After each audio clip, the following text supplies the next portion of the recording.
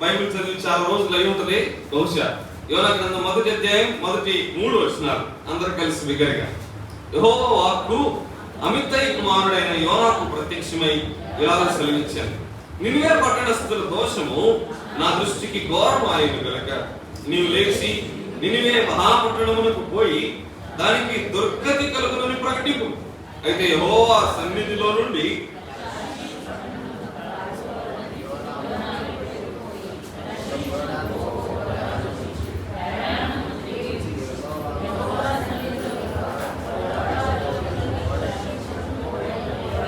ఓడ ఎక్కింది. మొదటి 3 వచనాలు మనం చదువుకున్నాం. ఈ గ్రంథం మనకు తెలిసిందేలే. చేప కడుపులోకి వెళ్ళాడు, చేపల నుంచి బయటకు వచ్చాడు, మళ్ళా పోయి ప్రకటన చేశాడు అనుకుంటే పొరపాటు. విశ్వాసికి బైబిల్ గ్రంథం జీవాన్ని అనుగ్రహించే గ్రంథం లాగా ఇవ్వబడింది. ఉదయకాలం మనం ఆరాధనలో విన్నాం కదా, సిలువ ఒక మనిషికి జీవాన్ని ఇస్తుంది. ఎందుకు సిలువ మాత్రమే శాశ్వత కాలానికి జీవం ఇవ్వగలదంటే, సిలువలో ఒక ఆయన చనిపోయాడు కదా, అదలా అన్న స్తుతులు చెల్లించినప్పుడు కూడా, రొట్టె కొరకు స్తుతులు చెల్లించినప్పుడు కూడా ఒక మాట ఉపయోగించారు. గోధుమ గింజ చనిపోయిన తర్వాత ఏమవుతుంది? ఫలిస్తుంది. మరణంలో నుంచి వచ్చిన జీవం శాశ్వత కాలానికి సరిపోయే జీవం. బతుకున్నవాడు ఎవరు వయసుని జీవింప చేయలేడు. సిలువ శాశ్వత కాలానికి జీవాన్ని ఇస్తుంది, వాక్యం శాశ్వత కాలానికి ఏమిస్తుంది?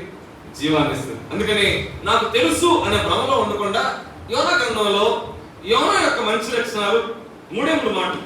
యోనా యొక్క మంచి లక్షణాలు, యోనా యొక్క అస్థిరత్వం, దేవుని యొక్క మంచితనం, ఈ 3టిని అర్థం చేసుకుని వ్యక్తిగత విశ్వాస జీవితాలను బాగు చేసుకోవడానికి మనం ప్రయత్నం చేద్దాం. మొదటి 3 వచనాల్లో యోనా యొక్క పరిచయం మనం చూస్తాం. ఈ గ్రంథం చాలా విడ్డూరంగా ప్రారంభించబడుతుంది. ఎలా అంటే యోనా యొక్క లోపంతో ప్రారంభించబడుతుంది. అర్థమైంది నేను చెప్పింది? యోనా యొక్క లోపంతో ప్రారంభించబడుతుంది.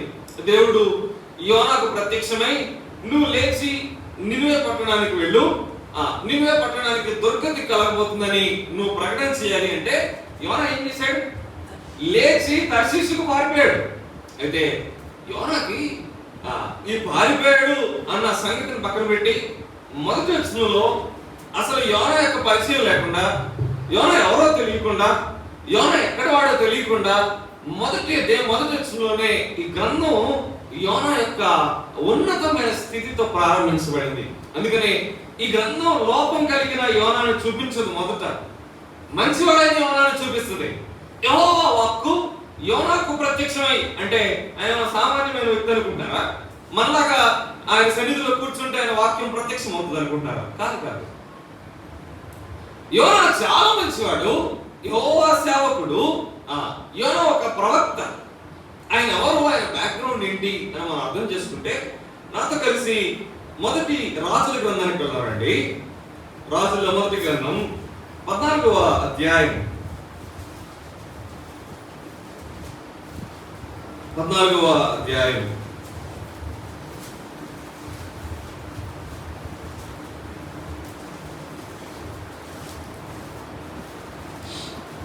14వ అధ్యాయం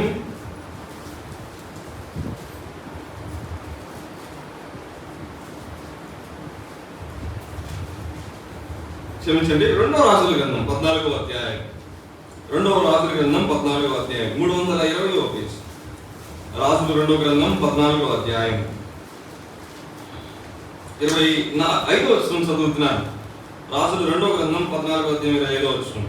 గతేపెరు ఊరి వాడైన అమిత్తయికి పుట్టిన తన సేవకుడైన యోనాను ప్రవక్త ద్వారా ఇశ్రాయేలు దేవుడికి యెహోవా సెలవిచ్చిన మాట చొప్పున ఇతడు హమాతునకు పో మార్గము మొదలుకొని మైదానపు సముద్రము వరకు ఇశ్రాయేలు వారి సరిహద్దును మరలా స్వాధీనము చేసుకునేను.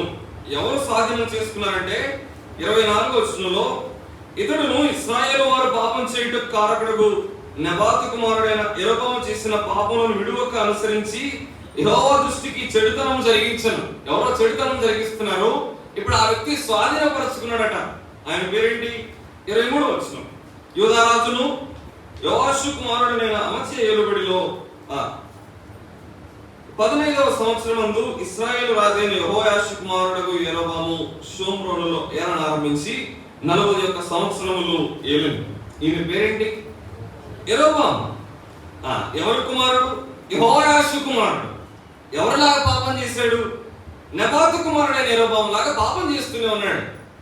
ఈ ప్రాంతంలో ఇశ్రాయేల్ దేశంలో షోమ్రోన్ అనే పట్టణంలో యెరోబాము అనే వ్యక్తి పరిపాలన చేస్తూ ఉంటే ఆ ప్రాంతానికి సంబంధించిన గత్లెపెరు అనే ఊరిలో అమిత్తై అనే ఒక మనిషికి పుట్టిన వాని పేరేం పేరు? యోనా. ఈ యోనాను గురించిన పరిచయం ఎలా ఇవ్వబడిందంటే నా సేవకుడు లేకపోతే దేవుని సేవకుడు అని చెప్పబడింది. ఆయన ప్రవక్త అని చెప్పబడింది. ఇశ్రాయేలు ప్రాంతంలో దేవుని సేవ చేయడానికి, దేవుని ప్రవక్తగా ఉండడానికి యెరోబాముకు దేవుని మాటలు చెప్పడానికి యోనా నియమించబడ్డాడు. యోనాకు యోనా గ్రంథం మొదటి అధ్యాయంలో కాదు ప్రత్యక్షత వచ్చింది. అంతకు ముందు కూడా దేవుని ప్రత్యక్షత యోనాకు ఉంది. యోనా నమ్మకమైన దేవుని సేవకుడు, దేవుని ప్రవక్తగా ఇశ్రాయేలీయుల మధ్య స్థిరపడ్డాడు. ఈ యోనాను దేవుడు మరలా యోనా గ్రంథంలో దర్శించాడు. యోనా గ్రంథం ఈ కాలానికి సంబంధించిన గ్రంథం. అంటే రాజుల 2వ గ్రంథంలో చెప్పబడిన యోనా పీరియడ్ లో సంభవించిన గ్రంథం అది. ఓకే, 14వ అధ్యాయంలో యోనాను దేవుడు పిలిచి, ఇదిగో ఈ తెనాలి బోర్డర్ ఉంది కదా, తెనాలి బోర్డర్ ఉంది కదా, ఈ తెనాలి సరిహద్దులన్నిటినీ అంటే ఇశ్రాయేలు సరిహద్దులన్నిటినీ వేరే ఒక మనిషి ఆక్రమించుకున్నాడు. ప్రక్క దేశం ఆయన ఆక్రమించుకుంటే యోనాకు దేవుడు తన మాటలు చెప్పి, నువ్వు వెళ్ళి మీ రాజుగారితో మాట్లాడు, దేవుడు నీకు తిరిగి మన ఇశ్రాయేలు దేశాన్ని ఇస్తాడు అని చెప్పాడు. యోనా ద్వారా ఇశ్రాయేలు రాజ్యంలో కోల్పోయిన పట్టణాలు తిరిగి వచ్చాయి. పాడైపోయిన సరిహద్దు బంధాలు మరలా తిరిగి స్థిరపడ్డాయి. సరిహద్దులు మరలా తిరిగి స్వాధీనం చేసుకోబడ్డాయి. అంత గొప్పవాడు యోనా. యోనా దేవుని సేవకుడు, దేవుని ప్రవక్త, దేవుని ప్రత్యక్షతను పొందుకునేవాడు. ఈ యోనా ఇప్పుడు యోనా గ్రంథంలో కొన్ని మంచి లక్షణాలు కలిగిన వాడిగా కనిపిస్తాడు. ఇప్పుడు ఈ భాగం మొదట ఎందుకు చదువుకున్నామంటే యోనా యొక్క బ్యాక్గ్రౌండ్ మనం అర్థం చేసుకోవాలి. యోనా సాధారణంగా కలిగిన మంచి లక్షణాలు ఏంటో మనం చూడాలండి. యోనా గ్రంథం మొదటి అధ్యాయం. యోనా గ్రంథం మొదటి అధ్యాయం. ఈయన ప్రారంభం నుండి ఆయన కలిగి ఉన్న కొన్ని లక్షణాలు మనం చదువుదాం. మొదటి అధ్యాయం 9వ వచనం చదువుతారా అందరూ కలిసి? అతడు వారితో ఇట్లనే, నేను హెబ్రీయుడను, సముద్రమునకును భూమికి సృష్టికర్త అయి ఆకాశము నుండి దేవుడైన యెహోవా యందు నేను భయభక్తులు గలవాడనై ఉన్నాను. యోనా ఎవరు? తప్పు చేసేలే, ప్రస్తుతానికి తప్పును పక్కన పెట్టండి. యోనా సామాన్యంగా యోనా స్వాభావికంగా ఎవరు? భయభక్తులు కలిగిన వాడు, యెహోవా యందు భయభక్తులు కలిగిన వాడు. మనం కూడా దేవుని యందు భయభక్తులు కలిగిన వారమే. కొన్ని మంచి లక్షణాలు ఉంటాయి.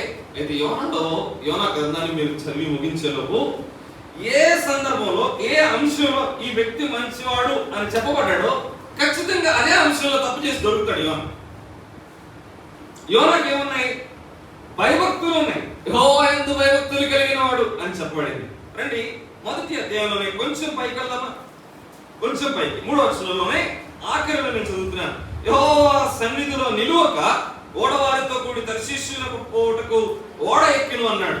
తర్షీషుకు వెళ్ళడానికి ఓడ ఎక్కడన్న సంగతి పక్కన పెట్టండి. యోనా ఎక్కడి నుంచి ఉన్నాడు? మరలా ఒకసారి చదవండి 3వ వచనంలోనే, యెహోవా సన్నిధిలో నిలువక ఓడవారితో కూడి తర్షీషునకు పోవుటకు ఓడ ఎక్కిను అని అన్నాడు. వాస్తవానికి యోనా ఎక్కడ ఉండేవాడు? యెహోవా సన్నిధిలో నిలబడేవాడు. యోనా కొన్ని మంచి లక్షణాలు ఉన్నాయి. యోనా ఎవరు అంటే హెబ్రీయులు, అంటే హెబ్రీయులు పూజించే దేవుడు, సముద్రానికి ఆకాశానికి సృష్టికర్త అయిన సర్వాధికారి అయిన దేవుని యందు భయభక్తులు కలిగిన వాడు యోనా. మనం కూడా ప్రార్థనకు వచ్చాం కదా, మనం అందరం కూడా భయభక్తులు కలిగిన వారమే. సర్వాధికారి అయిన దేవుని యందు భయభక్తులు కలిగిన ఈ యోనా యెహోవా సన్నిధిలో నిలబడే అలవాట్లు ఉన్న యోనా. ఎక్కడ? దేవుని సన్నిధిలో నిలబడతాడు.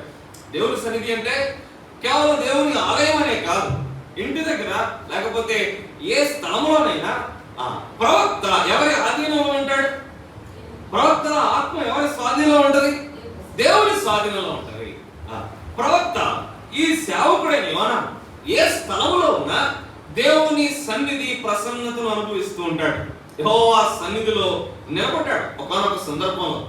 అప్పుడు నినివే పట్టణానికి వెళ్ళమంటే అక్కడి నుంచి ఆ తర్షీషు పారిపోయాడండి. కానీ స్వాభావికంగా ఎవరు దేవుని సన్నిధిలో నిలబడే వ్యక్తి. రండి 2వ అధ్యాయం 1వ వచనం చదువుతున్నాను. ఆ మత్స్యపు కడుపులో నుండి యోనా యెహోవాకు ఇలాగు ప్రార్థించను అన్నాడు. ఎక్కడ ప్రార్థన చేసాడో పక్కన పెట్టండి. యోనాకి ఒక అలవాటు ఉంది. ఏంటి? ప్రార్థన చేసే అలవాటు ఉంది. యోనా ఎవరు? భయభక్తులు కలిగిన వాడు. యోనా ఎవరు? యెహోవా సన్నిధిలో నిలబడే అలవాటులో ఉన్నవాడు. యోనా ఎవరు? ప్రార్థించే అలవాటు ఉన్నవాడు. రండి 3వ అధ్యాయం 4వ వచనం చదువుతున్నాను. యోనా పట్టణములో ఒక దిన ప్రయాణమంత దూరము సంచరించుచు ఇక 40 దినములకు నినివే పట్టణము నాశనమగునని ప్రకటన చేయగన్నాడు. యోనా ఎవరు? ప్రకటన చేసే అలవాటు ఉన్నవాడు, ప్రకటన చేసే ఆ సామర్థ్యం ఉన్నవాడు. 4వ అధ్యాయం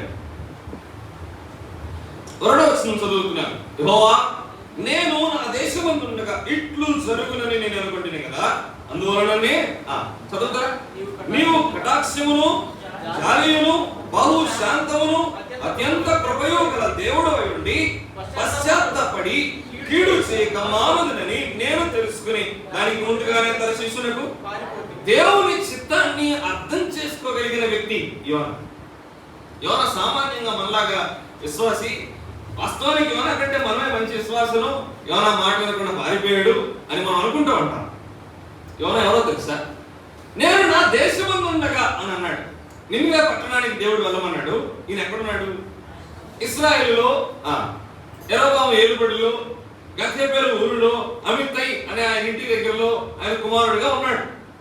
నేను నా ఊరిలో ఉన్నప్పుడు నేనేమనుకున్నాను, నేను ఆ ఊరిలో ప్రకటన చేస్తే నువ్వు ఎలాంటి వాడు, కృప కలిగిన దేవుడివి, జాలి కలిగిన దేవుడివి, పశ్చాత్తాపడతావు, ఆ సంగతి నాకు తెలుసు బాగా అని చెప్తున్నాడు.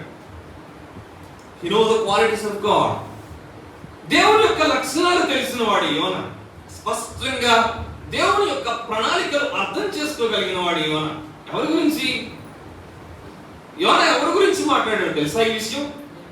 ఇశ్రాయేలు దేశం గురించి కాదు, అన్య దేశం గురించి మాట్లాడుతున్నాడు.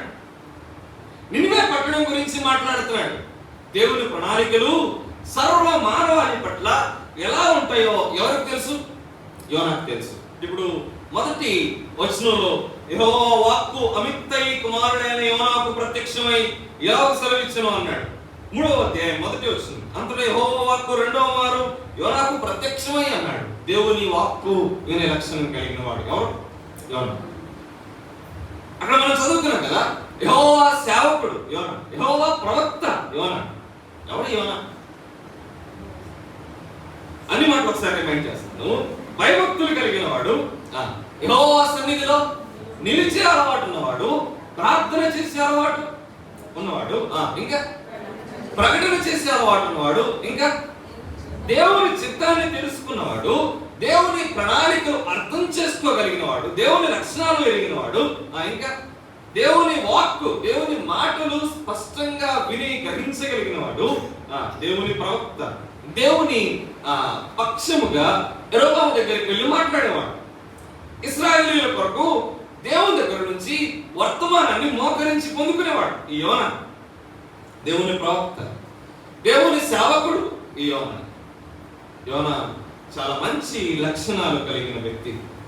యోనా విశ్వాసి అందామా, లేకపోతే దేవుని సేవకుడు అందామా, లేకపోతే దేవుని చిత్తం దూరదేశంలో ఉండి గ్రహించగలిగిన గొప్ప ప్రవక్త అన్నామా? ఏమంటే సరిపోయింది యోనా? యోనా చాలా ప్రభావవంతమైన విశ్వాస జీవితాన్ని జీవిస్తున్నవాడు. యోనాను ఎంచుకొని దేవుడు ఇశ్రాయేలీయులు వారి సరిహద్దు పట్టణాలను కోల్పోతే ఆ పట్టణాలు మరలా తిరిగి వస్తాయి, నువ్వు వెళ్ళి యుద్ధం చేయి అని యెరొబాముతో చెప్పినవాడు ఈ యోనా. అంత గొప్ప ప్రభావవంతమైన జీవితాన్ని జీవించాడు. యోనా మాట ప్రకారంగా యెరొబాము ఇశ్రాయేలీయుల సరిహద్దులను ఏం చేసుకున్నాడు? స్వాధీనం చేసుకున్నాడు అని రాజుల 2వ గ్రంథంలో మనం చదివాం కదా. యోనా ఒక ప్రభావవంతమైన విశ్వాస జీవితాన్ని జీవించేవాడు. అయితే యోనాలో ఉన్న అస్థిరత, మొదటి మాట అయిపోయింది. యోనాలో ఉన్న మంచి లక్షణాలు యోనాలో ఉన్న మంచి లక్షణాలు ఏంటి? చాలా ఉన్నాయి. వాటిల్లో నాకు తెలిసి 2-3 కూడా మనలో ఉండవు. మనం మాత్రం యోనా పారిపోయాడు అంటుంటాం. వాస్తవానికి యోనా పారిపోవడానికి ఒక కారణం ఉంది, చాలా జెన్యూన్ రీజన్ ఉంది. దేవుడు కూడా యాక్సెప్ట్ చేయగలరు ఆ రీజన్. మీరు కనుక బైబిల్ చదివితే యోనా ఆ నినివే పట్టణానికి వెళ్లకుండా పారిపోవడానికి 100% రీజన్ ఉంది, కారణం ఉంది. యోనా మొదటి అధ్యాయంలో యోనా యొక్క భక్తి విశ్వాసాలు ఈ 4 అధ్యాయాలు, అలాగే రాజుల గ్రంథంలో యోనా యొక్క మంచితనాన్ని మనం చూస్తాం. ఇదే అంశాలను ఆలోచనలో పెట్టుకుని యోనా యొక్క అస్థిరత్వాన్ని యోనా గ్రంథం పరిచయం చేస్తుంది. ఏంటి అస్థిరత్వం? యోనా ఎంత అస్థిరుడో తెలుసా? ఏ అంశాలలో మంచివాడు, మంచి దాసులు, బలా నమ్మకమైన మంచి దాసురాలు, మంచి దాసులు అని చెప్పబడిన సందర్భాలలో నేటి విశ్వాసులు అదే సందర్భంలో బలహీనలు అవుతూ ఉంటారు. అది ఈ గ్రంథం యొక్క సారాంశం. యోనా ఏం చేశాడు తెలుసా? రండి, మొదటి అధ్యాయం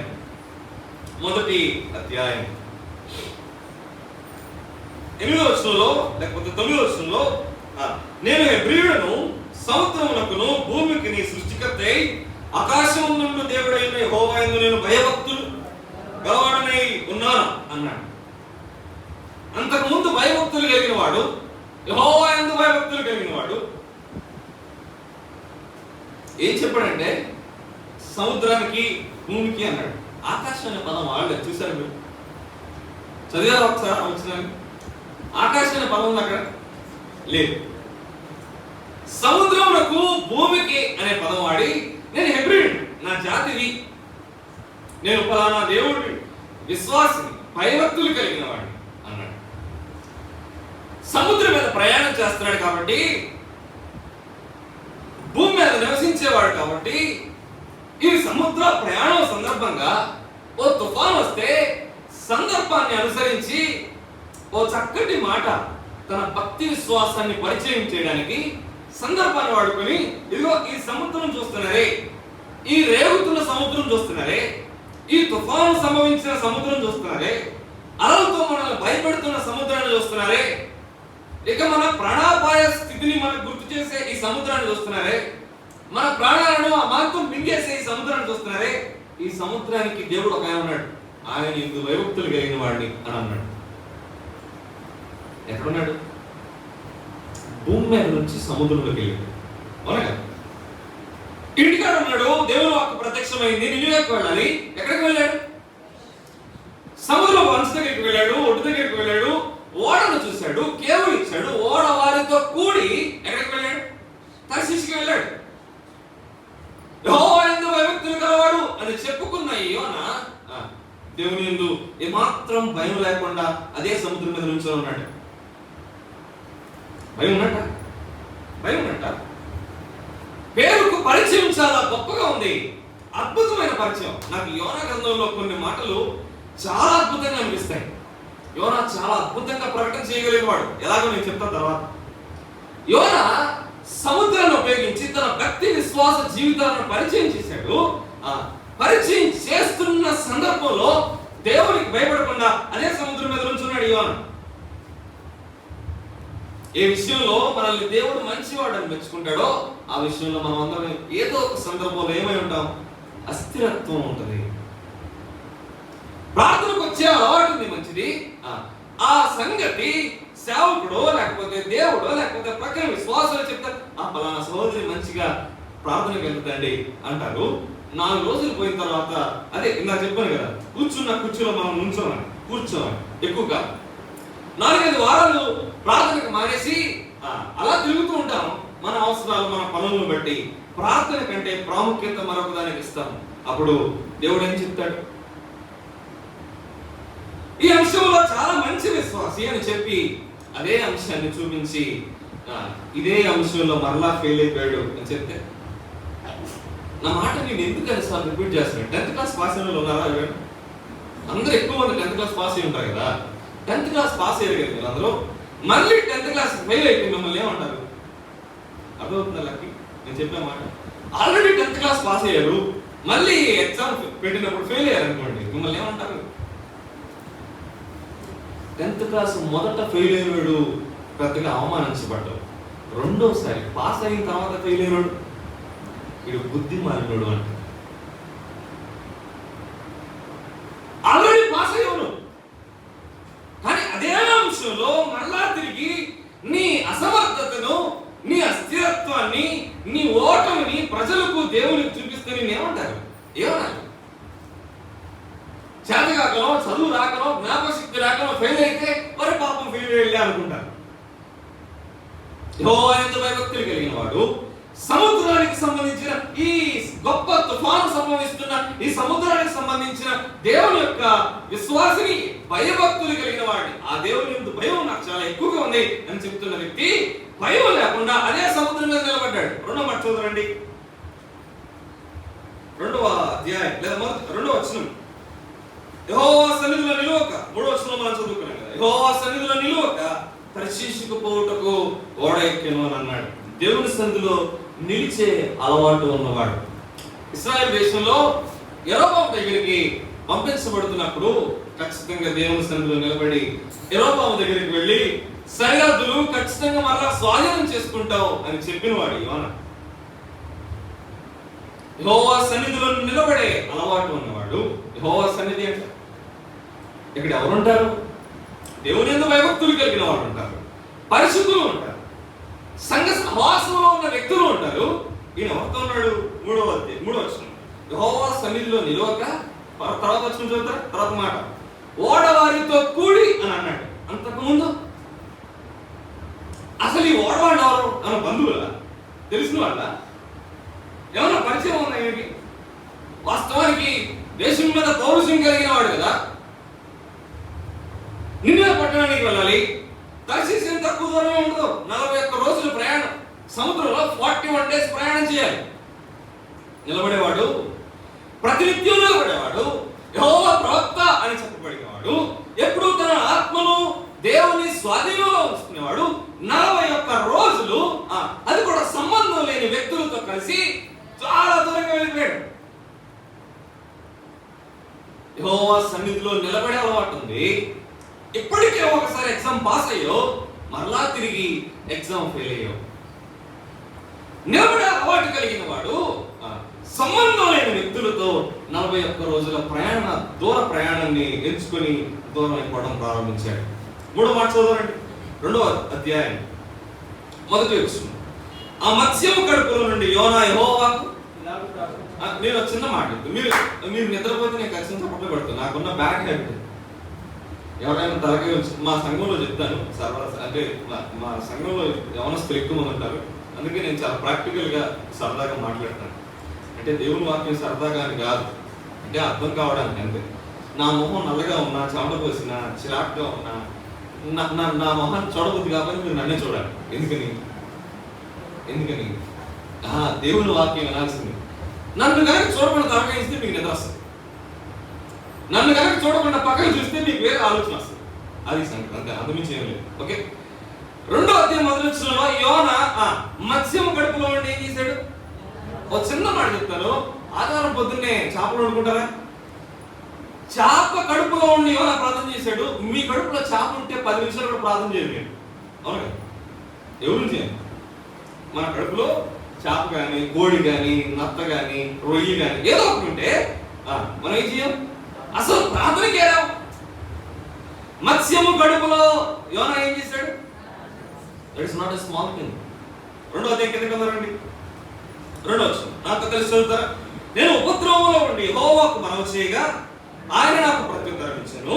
పాతాళ గర్భంలో నుండి నేను కేకలు వేయి. ఎక్కడ నుండి ప్రార్థన చేస్తున్నాడు? పాతాళ గర్భంలో ఉండి ప్రార్థన చేస్తున్నాడా? నిజమా? ఓ చిన్న గుంట తీయండి, ఆ గుంటలో ఒక రోజు కూర్చోబెడతాం, ఎంతమంది ప్రార్థన చేస్తారు?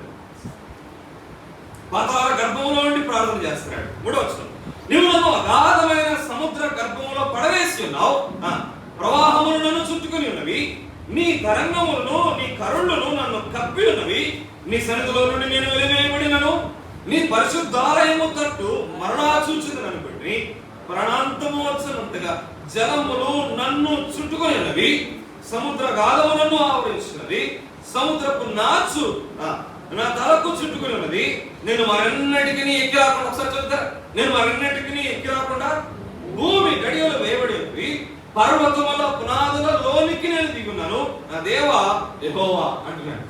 అసలు ఉచితం మనకి నా దేవా యెహోవా అని. ఆ సందర్భంలో మాట అసలు రాదు, పొరపాటు. చేప మన కడుపులోనే ఉంటే రాదు. మత్స్యం కడుపులో ఉన్నాడు. ఇప్పుడు ఆ మత్స్యం కడుపులో సముద్రపు నాచు తల మీద ఉంది, సముద్ర గాఢంలోనికి పడుతున్నాడు. ఆ తర్వాత ఓ మాట అన్నాడు, పర్వతముల పునాదులలోనికి నేను వెళ్ళాను అంటున్నాడు. ఎంత లోతు! జైంట్లు ఎక్కారు. పైకి వెళ్ళి మళ్ళీ కిందకు వచ్చినప్పుడు మీరు ప్రార్థన చేస్తారా? గుర్తొస్తాడు దేవుడు. అదేనే గుర్తొస్తాడు. ఎందుకు?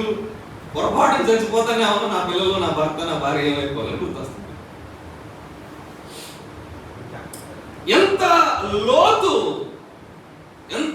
పర్వతపు పునాదులట, సముద్ర గాధమట, సముద్రపు నాచు నా తల మీద ఉంది, నేను ప్రార్థన చేస్తున్నాను. ఇది మంచి లక్షణం. Very good habit. ఎలాంటి పరిస్థితుల్లోనైనా ప్రార్థన చేసే వ్యక్తి ఏం చేస్తున్నాడు తెలుసా? మొదటి అధ్యాయం, ఇలాంటి అలవాటు ఉన్న వ్యక్తి మొదటి అధ్యాయంలో 4వ వచనం, అయితే యెహోవా సముద్రం మీద పెద్ద గాలి కొట్టింపగా సముద్రం ముందు గొప్ప తుఫాను రేగి ఓడ బద్దలైపోవు గతి వచ్చింది. కాబట్టి నావికులు భయపడి ప్రతివాడు తన దేవతను ప్రార్థించి ఓడ చులకన చేయుటకే అందులోని సరుకులను సముద్రంలో పారవేసి, అప్పటికి యోన ఓడ దిగువ భాగమునకు పోయి పండుకొని గాఢ నిద్రపోయి ఉండేను అని అన్నాడు.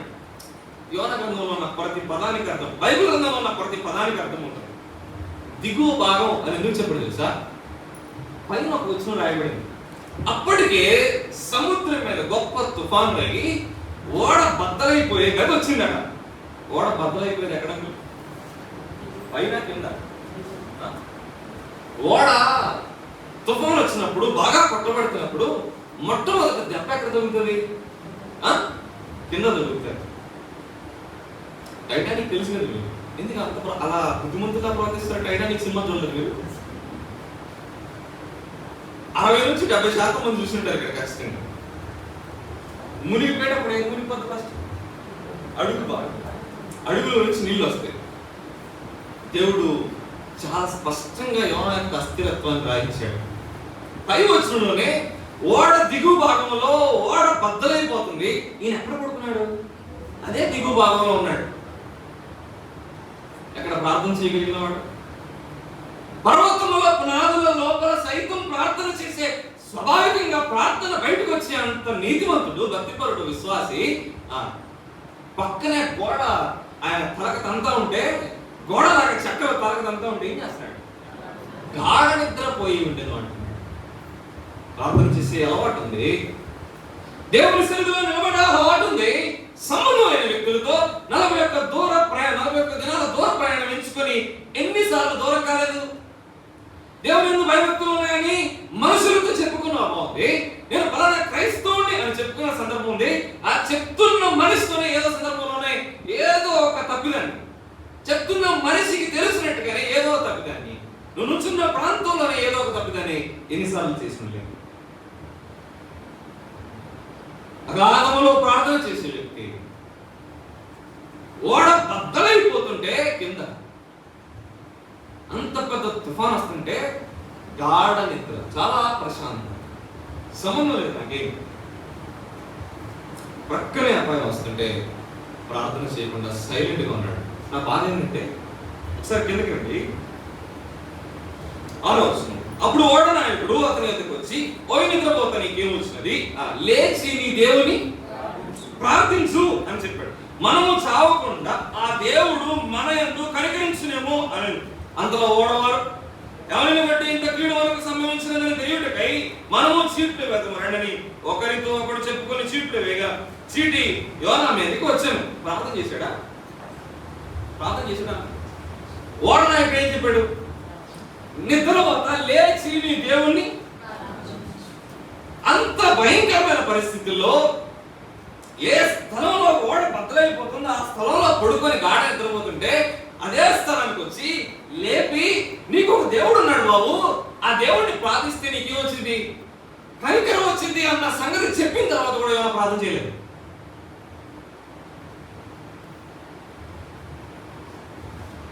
వాళ్ళందరూ ఏం చేస్తున్నారు? వారి వారి దేవతలను ప్రార్థన చేస్తున్నారు. ఇంకేమైంది? ఎప్పుడైతే సంబంధం లేని, సహవాసంలో లేని వ్యక్తులు, అదే ఓడవారు, ఆ ప్రయాణ రవాణాలు చేసేవారు, వ్యాపార వ్యాప్తలు, అలాంటి వారితో లోకంతో కలిసి దూర ప్రయాణాలు చేస్తామో అప్పుడు స్వాభావికంగా మనకున్న మంచి లక్షణాలు కోల్పోతాం. అంత పర్వత పునాదుల్లో, సముద్రంలో, చేప గడుపులో ఉన్న యోన ప్రార్థన గుర్తొచ్చి ప్రార్థన చేస్తుంటే ఇక్కడేం చెప్తున్నాడు? నిద్రపోవడం పక్కన పెట్టండి, ఓడ బద్దలైపోతుంటే ప్రార్థన గుర్తు రాలేదు, నిద్ర వస్తా ఉంది, ఆ సంగతి పక్కన పెట్టండి. నిద్రపోతా లే, నీ దేవుని ప్రార్థిస్తే కనికరం పొందుకుంటామేమో అని చెప్తే ప్రార్థన కూడా చేయలేదు. రండి 3వ అధ్యాయం. యోనా ప్రకటన చేసేవాడని చెప్పాను కదా, 3వ అధ్యాయం 4వ వచనంలో, యోనా పట్టణంలో ఒక దినమంతా దూరము సంచరించు, ఇక 40 దినములకు నినివే పట్టణం నాశనమగునని ప్రకటన చేయగా పట్టణపు వారందరూ దేవుని యందు విశ్వాసం ఉంచి ఉపవాస దినం సాగించి గనులేమి అల్పులేమి అందరూ గోనె పట్ట కట్టుకొనిరి. ఆ సంగతి నినివే రాజునకు వినబడినప్పుడు అతడును తన సింహాసనం మీద నుండి దిగి అన్నాడు. 3 రోజుల దూర ప్రయాణం ఆ పట్టణం యొక్క విస్తీర్ణత. చూడండి, నినివే పట్టణం ప్రయాణం చేయాలంటే 3 రోజులు పడుతుందని చెప్పాడు. ఈయన ఎంత దూరం ప్రయాణం చేశాడు? 1 రోజు ప్రయాణం చేశాడు. కనీసం రాజుగారి దగ్గర కూడా వర్తమానం చెప్పలే. ఇంకా 1 రోజు సామాన్యమైన ప్రజలతో తిరిగి సంచరించి దేవుని మాటలు ప్రకటన చేస్తే ఆ 1 రోజు దిన ప్రయాణం దూరంలో ఉన్న ప్రతి గ్రామంలో ఉన్నవారు ఏం చెందారు? మారుమనసు పొందారు. ఈ సంగతి ఎవరికి తెలిసింది? రాజు తెలిసింది. రాజు చాటింపు వేశాడు. అందరూ దేశంలో ఉన్న ప్రతి మనిషి ఏం చెప్పాలి? ఏం చేయాలా? ఉపవాసం చాటించాలా, ఉపవాసం ఉండాలా, దేవుని యందు విశ్వాసం ఉంచాలా, గోనె పట్ట కట్టుకోవాలని చెప్పాడు. ఎంత ప్రభావవంతమైన సువార్తికుడి! ఎంత ప్రభావవంతమైన సువార్తికుడి! ఈయన ప్రభావవంతమైన సువార్తికుడు. మొదటి అధ్యాయంలో ఓడవారు అడిగారు, అసలు నువ్వు ఎవరంటే ఏం చెప్పాడు? నేను హెబ్రీయుడిని. ఒకే ఒక్క లైన్లో జాతి చెప్పేశాడు. సముద్రం భూమికి సృష్టికర్త అయిన యెహోవా యందు భయభక్తులు కలిగిన వాడు అని చెప్పాడు. ఒక్క స్టేట్మెంట్ లో సందర్భాన్ని ఉపయోగించి అద్భుతమైన సువార్త చెప్పేశాడు. ఒకే ఒక్క స్టేట్మెంట్. హెబ్రీయుడిని నేను ఎవరిని పూజిస్తాం? సృష్టికర్తను పూజిస్తాం. ఆ సృష్టికర్త ఎవరు? హెబ్రీయులకు దేవుడు. మా జాతి, మా దేవుడు, నా జాతిది. హెబ్రీయులు అనగానే విమోచించబడిన వారు, దాటిన వారు, ఇశ్రాయేలీయులు, యెహోవా విడిపించిన వాడు, నడిపించిన వాడు. గొప్ప దాసగృహమైన ఐగుప్తు దేశంలో నుండి మేమందరం విడిపించబడ్డాం. అయిపోయింది. హెబ్రీయుడు అన్న వెంటనే ఒక గొప్ప స్వార్థ ప్రకటించేశాడు. ఇంకో హాఫ్ ఏం చెప్పాడంటే ఆయన హెబ్రీయుడు మాత్రమే కాదు, మాకు మాత్రమే దేవుడు కాదు. దేనికి దేవుడు? ఈ భూమికి, సముద్రానికి కూడా దేవుడే అని చెప్పేశాడు. ఒకే ఒక్క స్టేట్మెంట్ లో 1 రోజు దూరం ప్రయాణం చేసి స్వార్థ చెప్పి మనుషులు గోనె పట్ట ధరించుకునే అంత దీనస్థితికి తీసుకొని రాగలిగిన ప్రభావవంతమైన స్వార్థికుడే. ఏం చేస్తున్నాడు తెలుసా? 4వ అధ్యాయం.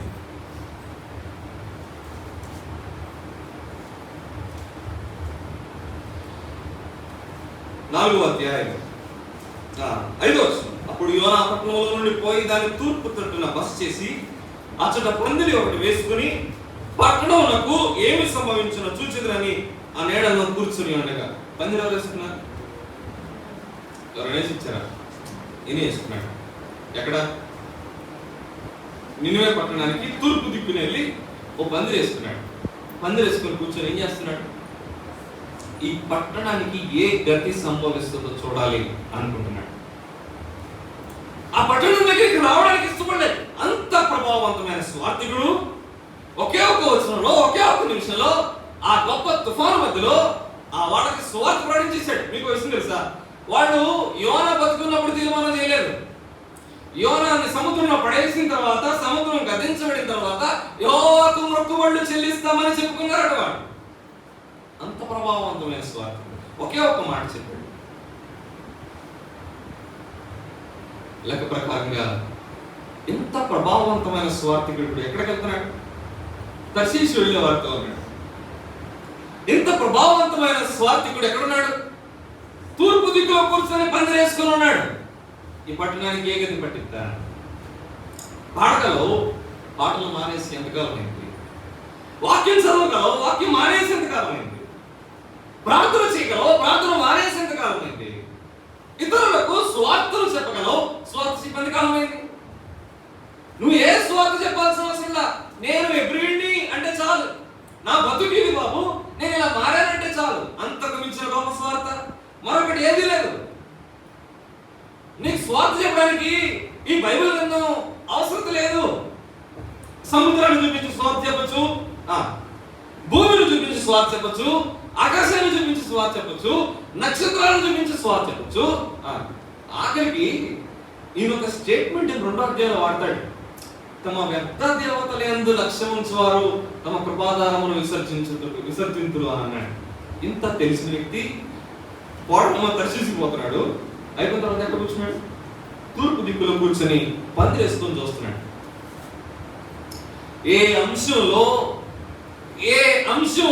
యోనా చాలా మంచి విశ్వాసి అని చెప్పబడిందో అదే అంశంలో తప్పు చేస్తూ కూర్చుంటాడు. మళ్ళీ చెప్పాలా? 10వ తరగతి ఒకసారి పాస్ అయ్యి మరలా ఫెయిల్ అయ్యాడు. రండి, యోనా గ్రంథం 1వ అధ్యాయం 1వ వచనం. యెహోవా కొమితే కుమారుడైన యోనాకు ప్రత్యక్షమై ఎలాగూ సెలవిచ్చినాడు. యోనా ఎవరు? ప్రవక్తకి ఏం తెలిసింది? దేవుని లక్షణాలు తెలిసింది. ఏం తెలిసింది దేవుని లక్షణాలు? నా దేశంలో ఉన్నప్పుడు నేను అనుకున్నాను కదా, నువ్వు ఖచ్చితంగా కృప కలిగిన వాడివి, దయా హృదయం కలిగిన వాడివి, పశ్చాత్తాపడతావన్న సంగతి నాకు తెలుసు అని అంటున్నాడు.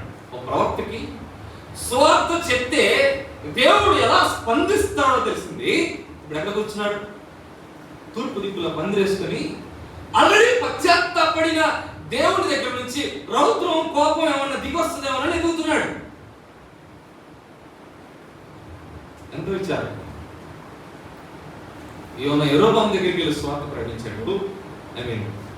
మంచి మాట ప్రకటించాడు. నీ దేశం బాగుపడుతుందని చెప్పాడు. దేవుని మాటను తీసుకొని ఇశ్రాయేలు దేశానికి తమ సరిహద్దు పట్టణాలు వస్తాయని చెప్పాడు. ఇప్పుడు హద్దులు తన మాట ప్రకారంగా జత చేయబడ్డాయి. ఊరి హద్దులు కూర్చొని వీటి హద్దులు ఏమవుతారని చూస్తున్నాడు. ఏం తెలిసి? దేవుని లక్షణాలు తెలిసి, దేవుడు అత్యంత కృప కలిగిన వాడని తెలిసి, దేవుడు దయ కలిగిన వాడని తెలిసి, దేవుని దయను అనుభవించి 2వ అధ్యాయం ఏమనుభవించాడు?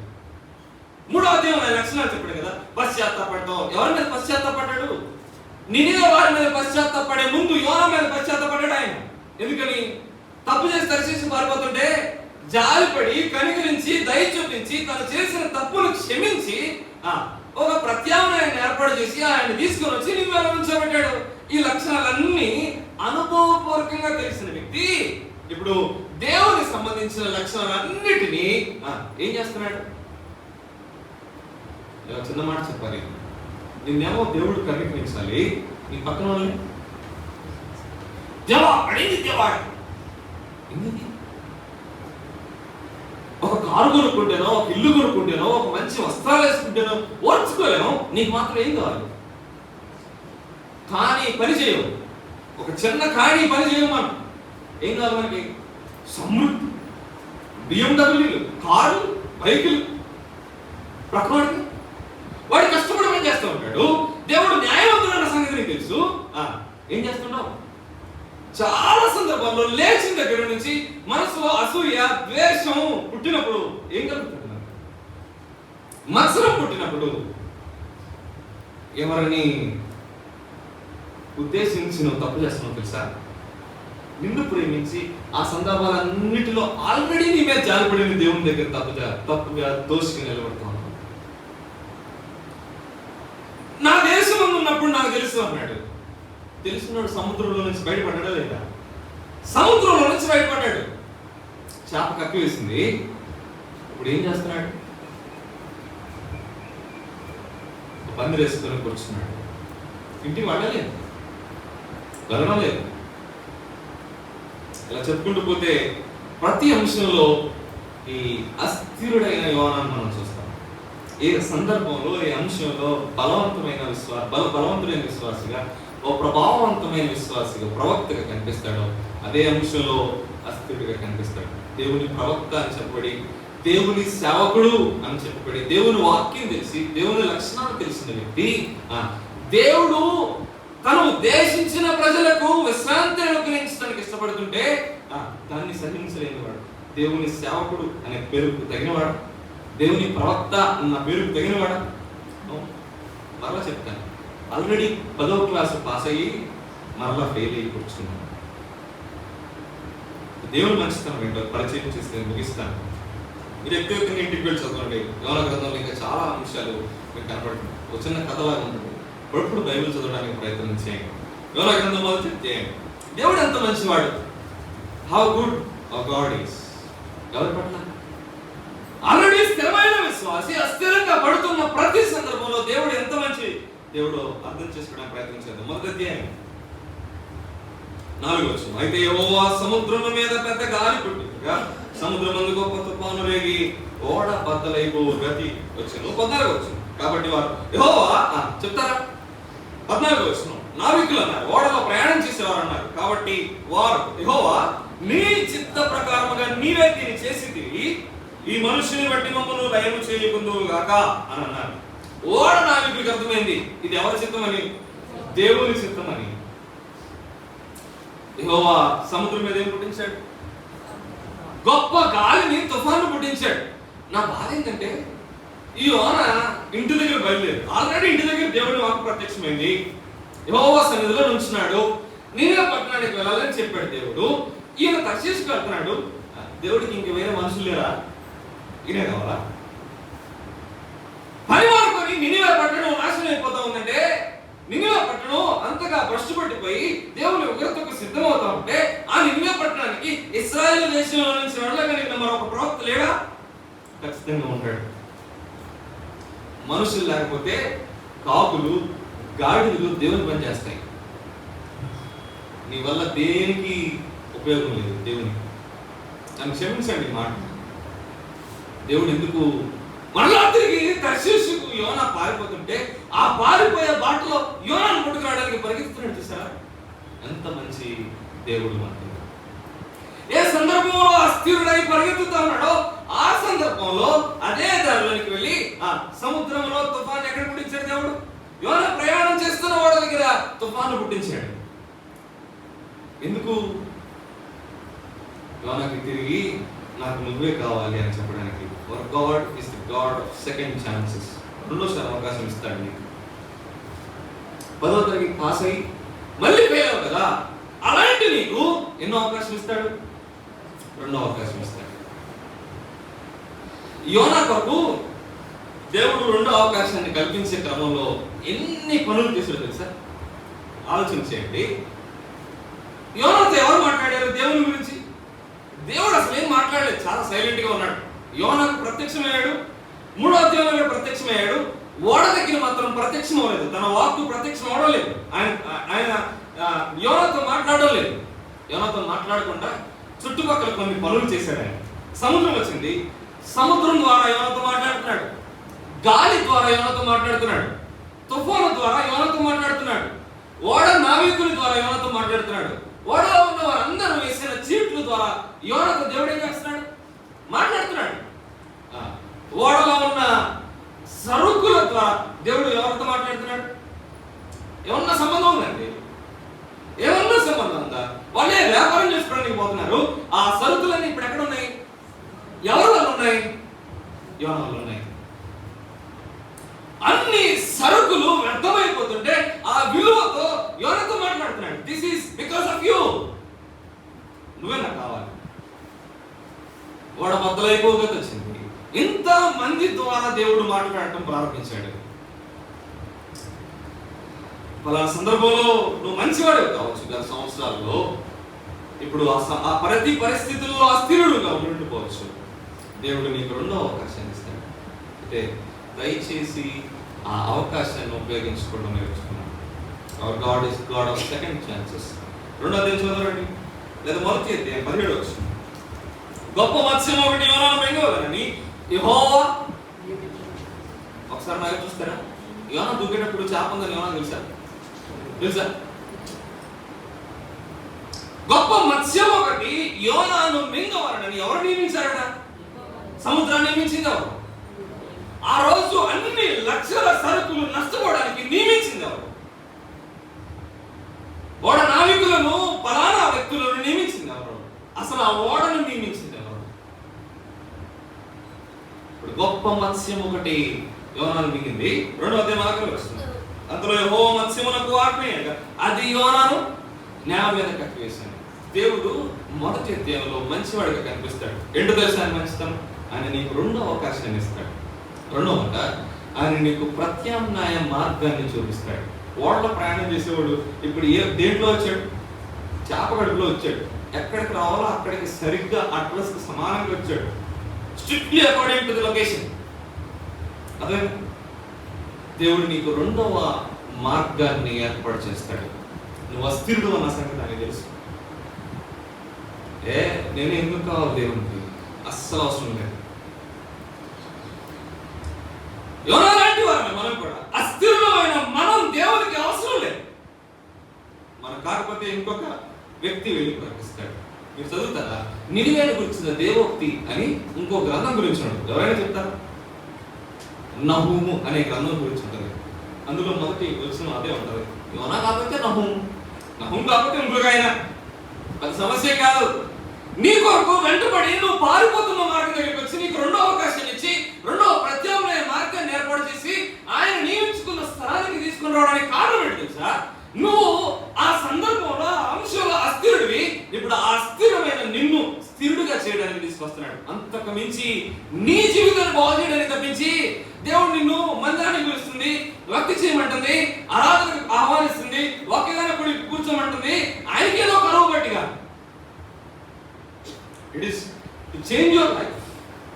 నీ జీవితాన్ని బాగు చేయడానికి, నీ అస్థిరమైన జీవితాన్ని బాగు చేయడానికి. ఓడవారితో కూడి వెళ్తే ఏమైపోతుంది? 40 యొక్క దూరం ప్రయాణం చేస్తే ఏమవుతుంది? 2వసారి యెహోవా ప్రత్యక్షం అవుతుందా? లేదే. అంత దూరం ప్రయాణం చేస్తే భయపడకుండా, నిలబడకుండా వెళ్ళిపోతే ఏమవుతుంది? ప్రార్థన చేసే అలవాటు పోయింది, పరిశుద్ధ దేవాలయంలోకి వెళ్ళే అలవాటు పోయింది, భయభక్తులు ఉండే అలవాటు పోయింది. ఎక్కడికి వెళ్తాడు? అస్థిరమైన నిన్ను నిలబెట్టడానికి దేవుడు తన సన్నిధిని మీకు అనుగ్రహిస్తూ ఉంటాడు. ఏదో ఇక్కడ బాధ్యతకి కానియమని కాదు, మనకు తెలుస్తుంది, అవసరం లేదు. That is not necessary. అసలు దేవుడికి మీ కానుక అవసరం లేదనుకోండి. దేవుడికి మన కానుక అవసరమా? ప్రాక్టికల్గా మాట్లాడు, అవసరమా? ఆకాశం నాది, భూమి నాది, అందులో ఉన్న సమస్తం నాదే అంటాడు. దేవుడికి మన ఆరాధన అవసరమా? అవసరమా? ఏమాత్రమైన పనికొచ్చింది ఆరాధన? మనం చేసే ఆరాధన స్తుతి మంత్రంగా తెలియజే స్తుతులు, నామకార్థంగా వచ్చి కూర్చునే ఆరాధన భక్తి, పాపం చేసి వచ్చి రొట్టె విరిచే అనుభవం అవసరమా దేవునికి? ఏమన్నా ఉపయోగమా? కోట్ల మంది పరిశుద్ధులు, పరిశుద్ధ దేవదూతలు పరలోకంలో నిత్యము గాన ప్రతిగానాలు చేస్తూ కంఠ స్వరములు ఎంత బిగ్గరగా తెలుసా? పునాదులు అదిరిపోయాయంట. మనం పాడే పాడడం మొదలు చేసి మన ఆరాధన దేవుడికి ఎవరికి కావాలి? మన ఆరాధన. నిన్ను తిరిగి ఆయన ప్రేమిస్తున్నాడు. 2వసారి ఆయన సిలువ విలువ చెప్పడానికి, సిలువ నిన్ను జీవింపజేస్తుందని, సిలువ నీకు సమాధానం ఇస్తుందని, సిలువ నిన్ను నిర్దోషంగా నిలబెట్టగలదని, సిలువ ఆ మహిమ స్వరూపియగు ఆయన సిలువ నిన్ను మహిమ కలిగిన వాడిగా చేయగలదని 2వసారి, 3వసారి, ఒకసారి పాస్ అయి ఫెయిల్ అని నీకు 10వసారి చెప్పడానికి ఆయన సన్నిధికి పిలుచుకుంటాడు. నువ్వు కాకపోతే కాకి పని చేయగలవు. చాప పని చేసింది, గాడిద పని చేసింది, కాకి పని చేసింది, ఏదైనా పని చేసింది. మనుషులుగా పశువుల దగ్గరికి దేవుడు వెళ్ళి పని చేసుకునే కంటే ముందు మనిషిగా మనం స్పందిస్తే అది ఆయనకు కావాల్సింది. మన మంచి కోసం ఆయన పిలుస్తాడంటే. 2వ అధ్యాయంలో 2వ ప్రత్యామ్నాయ మార్గాన్ని ఏర్పాటు చేశాడు. 3వ అధ్యాయం అండి, మొదటి వచ్చి అందరి యెహోవా 2వ మారు యోనాకు ప్రత్యక్షమై సెలవిస్తుంది. 2వసారి దేవుని ప్రత్యక్షత. ఆల్రెడీ ఒకసారి అయిపోయింది. నీ దేవుని గురించి లక్షణాలన్నీ తెలుసు. ఆయన మంచివాడని, శాంతమూర్తని, దయగలిగిన వాడని అన్ని తెలుసు. ఆయనను రక్షించగలడని తెలుసు. లోకం అంటే ఏంటో నీకు అర్థమైంది, పాపం అంటే ఏంటో నీకు అర్థమైంది, ఈ లోకం వల్ల వచ్చే ప్రమాదం ఏంటో నీకు తెలుసు. అన్ని తెలుసు. తెలిసిన నీకు 2వసారి తిరిగి హెచ్చరించాలని పేతురు అందుకే పత్రిక రాస్తాడు, పౌలు అందుకే పత్రిక రాస్తాడు, బైబిల్ గ్రంథం అందుకే ఎన్ని సంవత్సరాలైనా తిరిగి నూతనంగా బోధించబడుతూ ఉంటుంది. సెకండ్ టైం రెండవసారి రెండవ అవకాశం మొదటి అధ్యాయంలో, రెండవ మార్గం ప్రత్యామ్నాయ మార్గం రెండవ అధ్యాయంలో, మూడవ అధ్యాయంలో రెండవసారి ప్రత్యక్షత నాలుగో అధ్యాయం. ఇది నాకు చాలా ఇష్టమైన మాట, నేను చెప్పి ముగిస్తాను. నాలుగో అధ్యాయం 5వ వచనం. అప్పుడు యోనా పట్టణంలో నుండి పోయి దాని తూర్పు తొట్టున బస చేసి అచ్చట పందిరి ఒకటి వేసుకుని, తర్వాత అంతా చదువుతారా, పట్టణమునకు ఏమి సంభవించునో చూచెదనని ఆ నీడలో కూర్చొని ఉండగా. ఏ నీడలో కూర్చున్నాడు? పందిరి నీడలో కూర్చున్నాడు. ఓకే, కింద వచ్చిన చదువుతారా? 6వ వచనం. దేవుడిని యెహోవా సొరచెట్టు ఒకటి ఏర్పరిచి అతనికి కలిగిన శ్రమ పోగొట్టుటకై అది పెరిగి యోనా తలకు పైగా నీడ ఇచ్చినట్లుగా చేశాను. నీడ అన్నాడు, మళ్ళా నీడ అన్నాడు. పందిరి నీడ వేసుకున్న మనిషికి సొరకాయ చెట్టు నీడ ఇచ్చాడు దేవుడు. కిందకి ఉన్నారండి. 7వ వచనం. మరుసటి ఉదయం ముందు దేవుడు ఒక పురుగుని ఏర్పరచగా అది ఆ చెట్టును తొలిచినందున చెట్టు వాడిపోయాను మరియు ఎండకాయగా దేవుడు వేడిమి గల తూర్పు గాలిని రప్పించాను. యోనా తలకు ఎండ దెబ్బ తగులుగా అతడు సొమ్మసిల్లి బ్రతుకుడి కంటే చచ్చుడు నాకు మేలునెక్కను. అప్పుడు దేవుడు, ఈ సొర చెట్టుని గురించి నీవు కోపించడం న్యాయమా అని యోనాను అడుగగా, యోనా ఏమన్నాడు? ప్రాణం పోవునంతగా కోపించుట. దేవుని లక్షణాలు తెలిసిన వాడు ఏదో మాట్లాడేది. అత్యంత శాంతి, పశ్చాత్తాపం, దయా, కనికరం కలిగిన దేవుని పట్టుకొని ప్రాణం పోవునంతగా కోపించుట న్యాయమే అంటున్నాడు. కిందకెళ్ళండి. అందుకే నీవు కష్టపడకుండాను పెంచకుండా ఒక రాత్రిలోనే పుట్టి పెరిగి ఒక రాత్రిలోగానే వాడిపోయి ఈ సొర చెట్టు విషయంలో నువ్వు విచారపడుతున్నావే అయితే 120,000 కంటే ఎక్కువ ఇప్పుడు ఎడమలు ఎరుగని జనమును బహు పశువులను కదా నేను మహాపురం విషయంలో నేను విచారపడవద్దా అని యోనాతో సెలవించాను. ఆ మాట డైరెక్ట్గా చెప్పొచ్చుగా. ఓ సొరకాయ చెప్పుకుంటావా? పందిరి వేసుకున్నాడు. ఏ నీడలో కూర్చున్నాడు? పందిరి నీడలో కూర్చున్నాడు. నేనెందుకు ఏర్పాటు చేసుకున్నాడు? ఆ నినివే పట్టణానికి కలబోయే దుర్గతిని నేను అలా చూడటానికి పందిరి వేసుకుని నీడలో కూర్చోడానికి దేవుడు ఏమేమి ఇచ్చాడు? వితిన్ మండే నువ్వు చేస్తున్న తప్పు అన్న సంగతి కూడా తెలుసు. ఆయన ప్రేమించిన నినివే పట్టణానికి ఎదురుగా దానికి ఏ దుర్గతి పట్టుతో దాన్ని ఎదురు చూసే నీకు ఏమిస్తాడు ఆయన? ఇన్ యువర్ పొజిషన్, నువ్వు ఉన్న ఆ దుర్భరమైన స్థితిలో, నీ దౌర్భాగ్యమైన స్థితిలో, అస్సలు పరిపక్వత లేని నీ ఆలోచన దిశగా ఆయన ఏం చేస్తాడు? ఓ నేర్పించాడు. అక్కడ ఎవరు నేర్స్తారండి? నేర్స్తారా? నా మాట అర్థమవుతుందా? దేవుని మందిరం కాల్చివేయబడాలని ఆడ కూర్చున్నావు. ఆ చెట్టు కింద బయట చెట్టు ఉంది కదా, ఆ బయట చెట్టు ఉంది కదా, అక్కడ కూర్చున్నాం. దేవుడు రాత్రిలో పెద్ద యాప్ చెట్టు పుట్టిస్తే అక్కడ వెన్నుల్లో వణుకు పుట్టాలి. ఏమన్నాడు? ప్రాణం పోనట్టుగా కోపించు న్యాయమే అన్నాడు. అక్కడేమో గోను పట్టు కట్టుకొని అయ్యా మేము పాపులు అని ఎదురు చూస్తా పశ్చాత్తాపం కొరకు వేడుకుంటుంటే ఈయన ఒక నీడ ఏర్పాటు చేసుకుంటే ఆయనకి నేడిచ్చాడు దేవుడు ఒక్క రోజులో. తర్వాత పురుగు వచ్చింది, చెట్టు పాడైపోయింది, మళ్ళీ ఎండ తప్పిపోయింది. అప్పుడు అంటాడు దేవుడు, ఇలా పాఠం చెప్పాల్సిన అవసరం ఆ దేవుడికి అవసరం లేదు. నువ్వు ఒక్క రోజు నువ్వు వేయకుండా కష్టపడి పెంచకుండా ఒకే ఒక్క రోజులో చెట్టు వచ్చింది కదా, ఆ చెట్టు పోతే నువ్వు ఎంత బాధపడ్డావే. కూడి ఎడమలు తెలియని ఇన్ని వేల మంది ప్రజల కొరకు నేను బాధపడద్దా అన్నాడే. రెండవసారి దేవుని ప్రేమ పాఠాలు నేర్పిస్తూ ఉంటాడు. He will teach you with a great love. ప్రేమించి దగ్గర పిలిచి నువ్వు చేసే చెడ్డ పనికి కూడా అవకాశం ఇచ్చి నేడిచ్చి కూర్చోబెట్టి నీకు మాట నేర్పిస్తాడు. ఎన్నిసార్లు జీవితంలో ఇలా అనుకుంటున్నాం, మనం చేసే పనులు కరెక్ట్ కాబట్టి మనకు దేవుడు సహాయం చేస్తాడు. ఎవరు చెప్పాడు? నువ్వు చేసే వ్యాపారం తప్పు, నువ్వు చేసే ఉద్యోగంలో చాలా మోసం ఉంది, నువ్వు చేసే చదువుల్లో చాలా అబద్ధం ఉంది, తల్లిదండ్రులకి కళ్ళు కప్పి చదివే చదువులు నేను. ఆ సంగతి అందరికీ తెలుసు, సంగతి దేవుడు కూడా తెలుసు, దేవుడికి తెలుసు సంగతి నీకు కూడా తెలుసు. అయినా కానీ మంచి మార్కులు ఇచ్చి పాస్ చేయించి ఎట్టపట్ట సావరా అని చెప్పి ఏం చేస్తున్నాడు? మంచి మార్కులు ఇచ్చి అప్పుడన్నా నన్ను తెలుసుకుంటాడు. ప్రేమ ద్వారానే నా యొక్క ఉద్దేశాన్ని అర్థం చేసుకుంటాడేమో. ప్రేమిస్తే ఎవరిని తప్పిన వాడిని, ఆల్రెడీ పాస్ అయిన వాడు తప్పితే వాడిని ప్రేమించి వాడిని పాస్ చేయించి ఇప్పుడు ఆయన ఏం చేస్తున్నాడు? మళ్ళీ 10వ తరగతి నేర్పిస్తున్నాడు. అర్థమైందా? ఆల్రెడీ 10వ తరగతి రాశాడు, పాస్ అయ్యాడు. ఇప్పుడు ఏమైపోయాడు? ఫెయిల్ అయిపోయాడు. ఇప్పుడు ఆయన ఏం చేశాడు? నిన్ను పాస్ చేశాడు. మళ్ళీ ఏ పాఠం నేర్పిస్తున్నాడు? మళ్ళీ అదే 10వ తరగతి పాఠం నేర్పిస్తున్నాడు. ఇందుకు ప్రార్థన కమ్మలేదు. ఎక్కడేమో ఎక్కువ కాదు, లేకపోతే తక్కువ కాదు. స్థిరమైన ప్రభావవంతమైన విశ్వాస జీవితం కలిగిన యోన అస్థిరుడు కనబడతాడు ఆ ప్రతి అంశంలో. ఇప్పుడు ఆ ప్రతి సందర్భంలో అస్థిరమైన యోనాను దేవుడు స్థిరపరచడానికి ఓ పాఠాన్ని నేర్పిస్తాడు. అలాంటి పాఠాలు నేర్చుకుంటూ రెండోసారి అవకాశం ఇవ్వగా వదులుకోకుండా రెండవ ప్రత్యామ్నాయ మార్గాన్ని దేవుడు ఏర్పాటు చేసుకుంటుండగా ఆయన సన్నిధి దగ్గరికి వెళ్ళి రెండవసారి కనబడుతున్న ప్రత్యక్షతను, ఆ వాక్కుని విని రెండవసారి ఆయన ప్రేమను పొందుకొని, రెండవసారి ఆయన ప్రేమ నేను ఎందుకన్నాను? సొర చెట్టు నేడిచ్చే ముందు సముద్రంలో చేప ఉంచాడు. అది గొప్ప ప్రేమ కదా. సముద్రంలో చేప, ఆ చేప కడుపులో 1 సెకండ్లో, అంటే అంత పెద్ద తిమింగలంలో ఉన్న యాసిడ్స్ 1 సెకండ్లో ఈయన్ని పొడి పొడి చేసేసి డైజెస్ట్ చేసుకోగలవు కదా. అలాంటి గొప్ప పద్ధతిని ఇచ్చాడు. సొర చెట్టు ఏమన్నా చిన్నది, కానీ ఆ సంగతి కూడా మర్చిపోయాడు.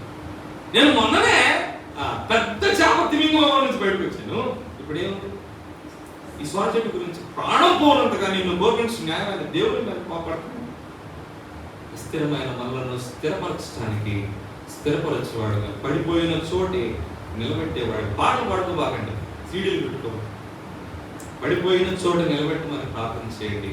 రెండోసారి ఆయన ప్రత్యక్షత, రెండోసారి ఆయన ప్రేమ, రెండోసారి ఆయన ప్రత్యామ్నాయ మార్గం, రెండోసారి ఆయన మీకు ఇచ్చే అవకాశాన్ని వదులుకోవద్దని మనం చేస్తున్నాం. అట్టి కృప దేవుడు మనకు అనుగ్రహిస్తున్నాడు.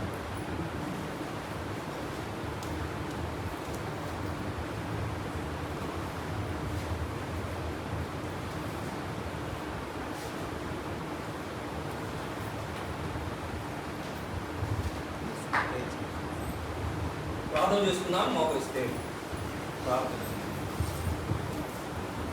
మహిమగల మా ప్రియ పరలోకపు తండ్రి, ఘనమైన దేవా మీకు స్తోత్రాలు చెల్లిస్తున్నాం. ఈ ఉదయకాలపు వేళ మీ సన్నిధిలో రొట్టె విరిచే కూడికలో మేము చేరి నీ ప్రియ కుమారుడు మా ప్రభువైన యేసుక్రీస్తు వారు జరిగించిన శిలువ కార్యాన్ని జ్ఞాపకం చేసుకున్నాం.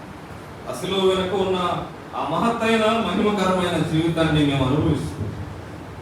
ఆయన ప్రభు మీ సన్నిధిలో ఆరాధించడానికి మాకు ఇచ్చిన అవకాశాన్ని బట్టి మీకు స్తోత్రాలు చేస్తున్నాం. మాత్రమే కాదు, ఈ రెండవసారి తిరిగి మీ మాటలు మాకు అందించారు. రెండవ అవకాశాన్ని విశ్వాసికి వాళ్ళని మీరు ఇష్టపడే దేవుడు, రెండవ మార్గాన్ని, ప్రత్యామ్నాయ మార్గాన్ని మా కొరకు ఏర్పాటు చేసిన దేవుడు. రెండవసారి మీ వాక్యం, రెండవసారి మీ ప్రేమను చూపించి ఎన్నిసార్లు మేము దగ్గరకు తీసుకు మమ్మల్ని స్థిరపరచాలని ఇష్టపడి నేటికి స్థిరమైన బుద్ధి లేని మమ్మల్ని క్షమించమని, మా బుద్ధిని సరిచేయండి. స్థానిక సంఘాన్ని